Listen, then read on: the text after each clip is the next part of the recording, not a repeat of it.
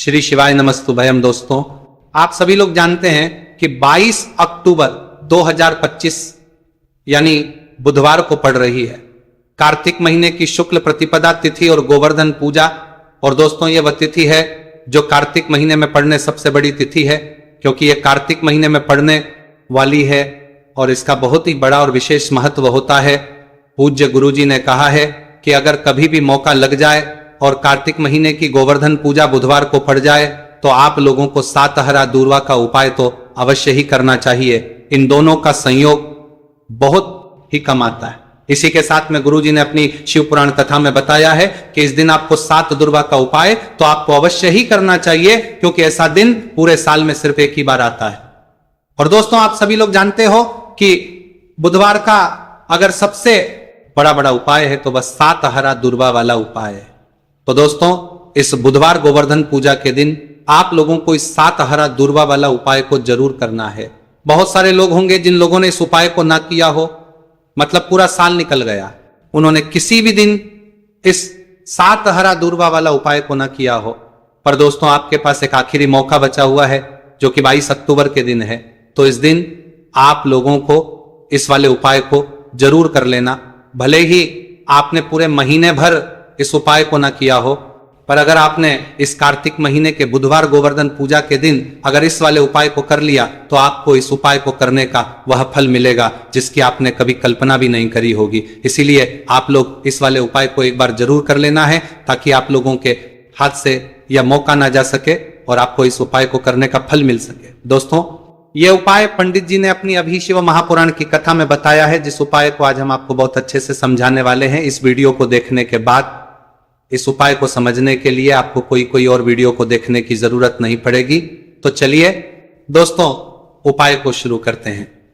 देखिए, ये इस कार्तिक महीने के बुधवार गोवर्धन पूजा के दिन ये इतना खास होता है, इतना महत्वपूर्ण होता है। देखा गया है कभी कभी बड़े बड़े पूजा पाठ अनुष्ठान से जो मनोकामना पूर्ण नहीं होते, वह कार्तिक महीने के बुधवार गोवर्धन पूजा के दिन एक छोटे से उपाय करने से ही आपकी मनोकामना पूर्ण हो जाती है। और बहुत सारे लोगों ने इस उपाय को किया भी है और उनको इस उपाय को करने का फल भी जरूर मिला है। अगर आप लोग भी इस उपाय को करना चाहते हैं तो आप इस उपाय को पहले अच्छे से समझ लेना, सुन लेना, उसके बाद करना। आपको इस उपाय का फल जरूर ही, और इस उपाय को कर लेने से आपके घर में चाहे किसी भी प्रकार की दुख और समस्या क्यों ना चल रही हो, आपको उसका कारण भी नहीं पता है कि भाई यह समस्या किस कारण से चल रही है।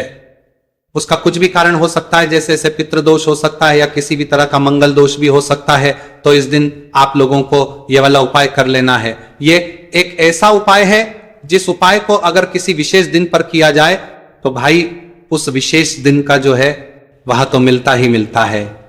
पर हमने उस दिन पर इस उपाय को किया है तो हमें उससे भी बड़ा फल मिलता है, और फल बहुत जल्दी मिलता है, क्योंकि आप इस उपाय को बहुत ही बड़े और विशेष दिन पर कर रहे हो। तो चलिए अब उपाय के बारे में बात करते हैं, लेकिन उससे पहले आप लोगों को यह जानना आवश्यक है कि आखिर यह उपाय किस समय करना है, किसको करना है और कैसे करना है। तो चलिए हम आगे आपको वीडियो में एक एक करके बता देते हैं। उससे पहले अगर आप लोग हमारे चैनल पर पहली बार हैं तो हमारे चैनल को सब्सक्राइब करना ना भूलें, और अगर आपके पास कोई सवाल है तो आप हमें कमेंट बॉक्स में बता सकते हैं। और अगर आपको हमारा वीडियो पसंद आया है तो आप हमें लाइक और शेयर करना ना भूलें।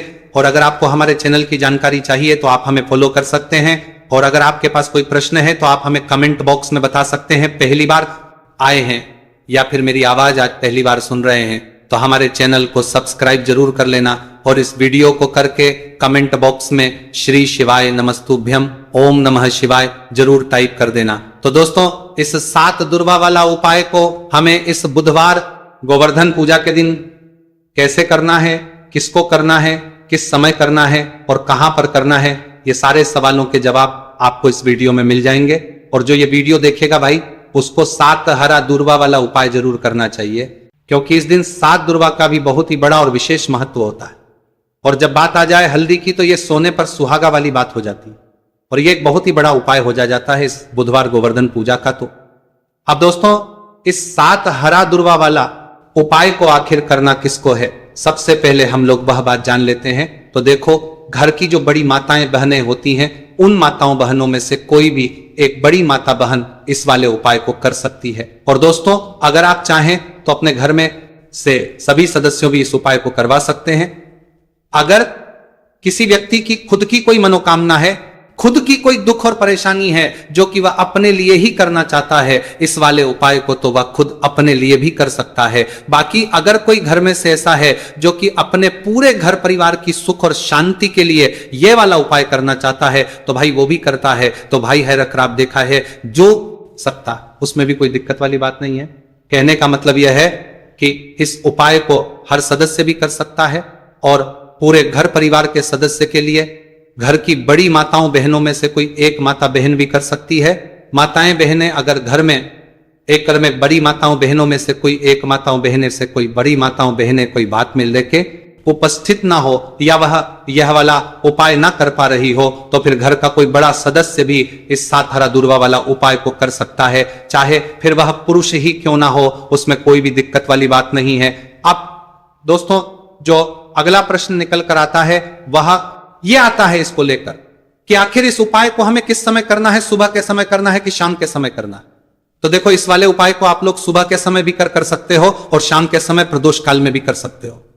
अब अगर आप पूछो कि भाई सबसे उत्तम समय कौन सा रहेगा इस 7 हरा दूर्वा वाला उपाय को करने का, तो हम आपसे बस यही कहेंगे कि इस उपाय को आप सुबह के समय करेंगे तो ज्यादा बेहतर होगा। बाकी अगर प्रदोष काल के समय भी करेंगे तो भी अच्छा होगा, उसमें कोई भी दिक्कत वाली बात नहीं। तो अब दोस्तों, जो अगली सबसे बड़ी और महत्वपूर्ण बात आती है वह यह आती है कि सुबह अगर हम उपाय को करेंगे तो हमें कितने बजे से लेकर कितने बजे तक के बीच में करना है, और शाम के समय प्रदोष काल में करेंगे तो हमें कितने बजे से लेकर कितने बजे के बीच में करना है। तो देखो, सुबह जितनी जल्दी हो सके आप उपाय को करने की कोशिश करना। बाकी अगर कारणवश लेट भी हो जाओ, थोड़ी देर भी हो जाए, तो 10 या 11 बजे तक भी आप उपाय कर लेना और 12 बजे से ज्यादा देरी ना हो। ठीक है, इस बात का ध्यान रखना। उसके बाद में दोस्तों, अगर शाम के समय प्रदोष काल की बात करें, प्रदोष काल का जो समय है होता है वो शाम के 6 बजे से शुरू हो जाता है। मतलब शाम के 6 बजे से लेकर शाम के 6 बजे से रात के 8 बजे के बीच का जो समय होता है, यह समय प्रदोष काल का समय होता है। तो इस उपाय को 7 या 8 बजे के बीच में भी कर सकते हो, मैं आप कभी भी इस वाले उपाय को कर सकते हो, उसमें कोई भी दिक्कत वाली बात नहीं है। तो कार्तिक का महीना ही है जो आपको धन दौलत पुण्य दोनों ही देने वाला है।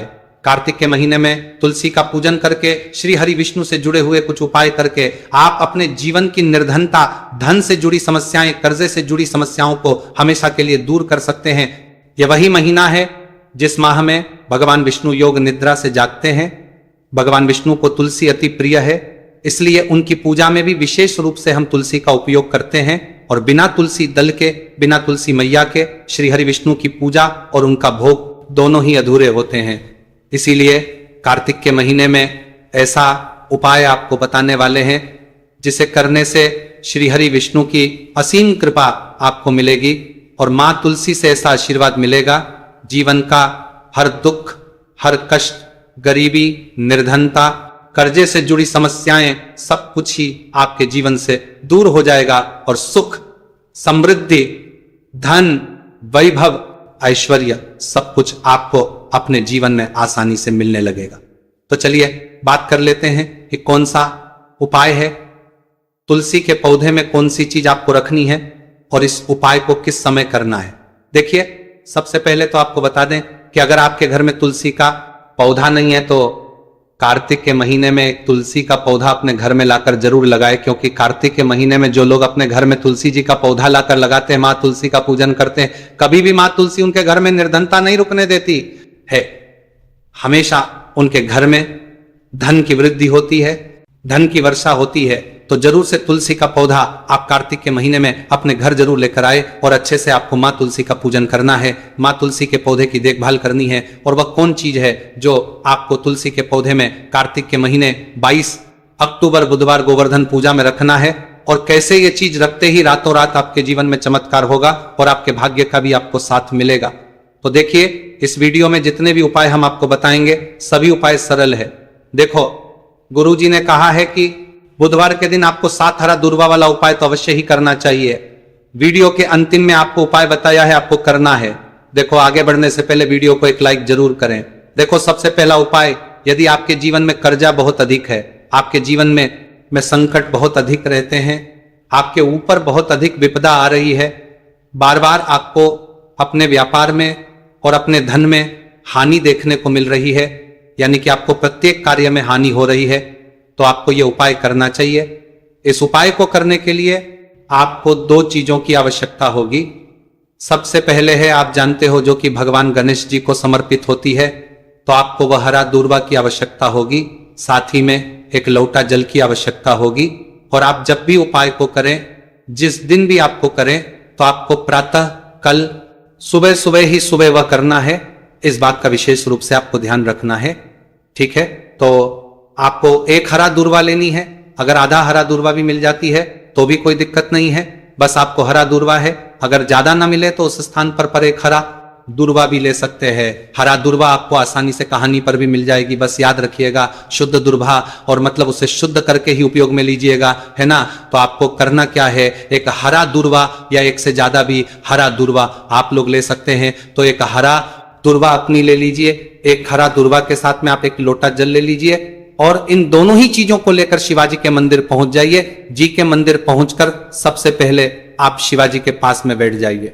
शिवाजी के पास में बैठने के बाद जो शिवाजी की शिवलिंग होगी, शिवलिंग के ऊपर सबसे पहले आपको ये दुर्भाग्य को समर्पित करना है। दुर्भाग्य कुछ इस प्रकार से समर्पित करना है कि जो दूर्वा की दांडी का मुख होगा वह जलधारी की तरफ हो, जहां से जल नीचे करता है ना। और जो हरा दूर्वा का मिला हुआ भाग होगा वह अपने आप शिवाजी के पीछे की तरफ हो जाएगा, ठीक है।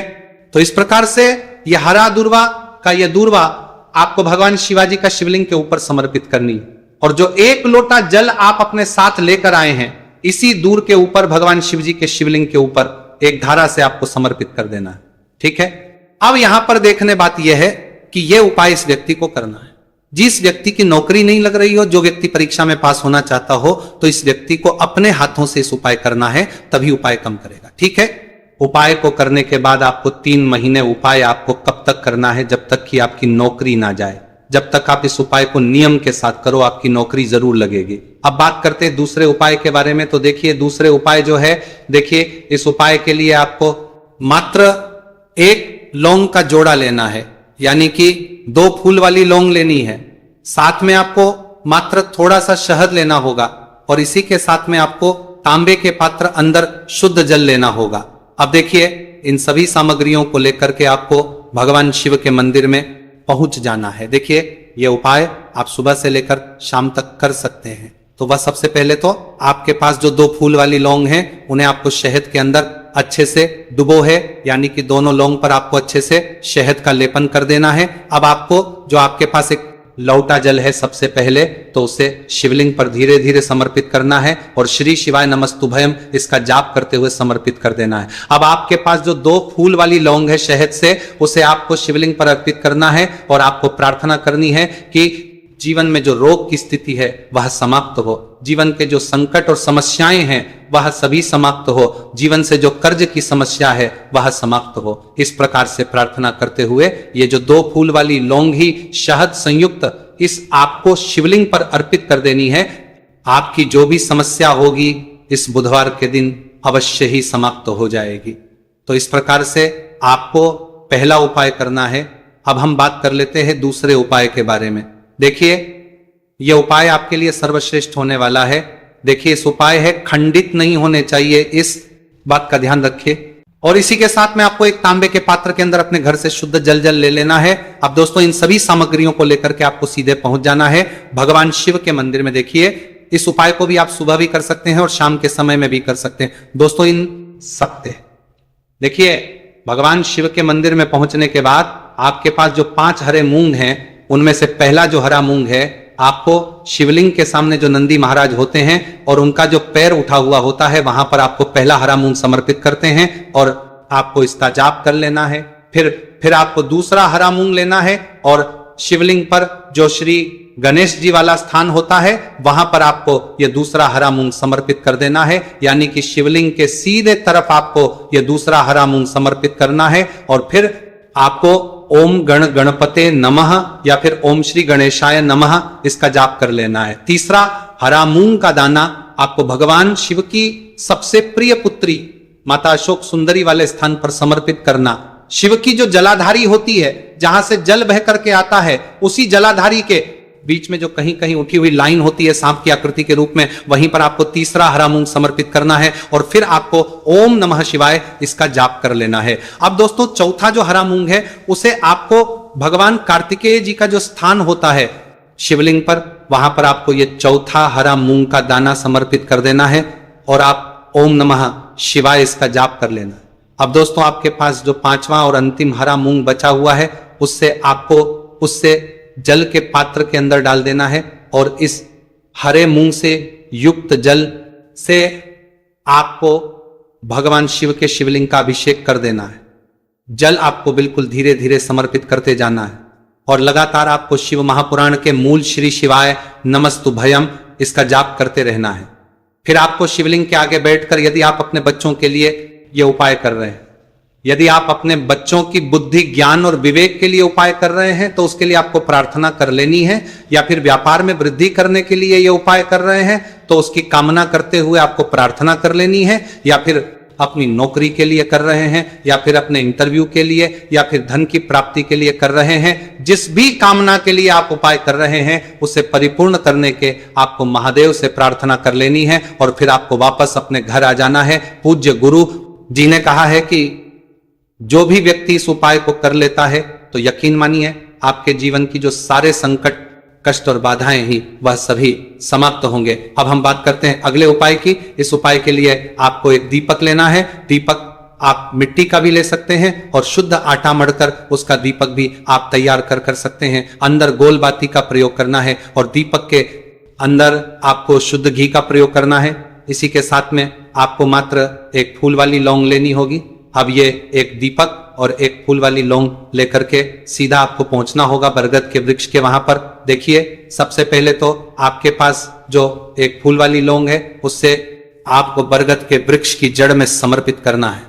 देखिए, अगर आपके जीवन में कोई भी बड़ा संकट आने वाला है, कोई बड़ा कष्ट आने वाला, तो वह इस उपाय के माध्यम से दूर होने वाला है। महादेव की विशेष कृपा रहेगी कि जो भी संकट आपके जीवन में आने वाला होगा वह भी दूर हो जाएगा। तो आपको एक लौंग समर्पित करनी है बरगद के वृक्ष की जड़ में और वहीं पर आपको जो है गोलबाती वाला दीपक जो आप लेकर के गए हैं उससे भी वहां पर प्रज्वलित करने देना है, बट केयर करते हुए। देखिए, जब भी आपको जीवन में इस साल लगने लगे कि आपके जीवन में कुछ भी अच्छा नहीं चल रहा है, तब भी आपको इस साल उपाय करना है। तो इस प्रकार से आपको यह उपाय करना है। अब हम जान लेते हैं चौथे विशेष उपाय के बारे में। देखें, यदि आपके विवाह में, शादी में कोई भी समस्या आ रही है, यदि आपका जो कर्ज है वह दिन पर दिन बढ़ते ही जा रहा है, तो आपको यह चमत्कारी उपाय करना चाहिए। कोई भी समस्या अगर जीवन में है तो उसे दूर करने के लिए आप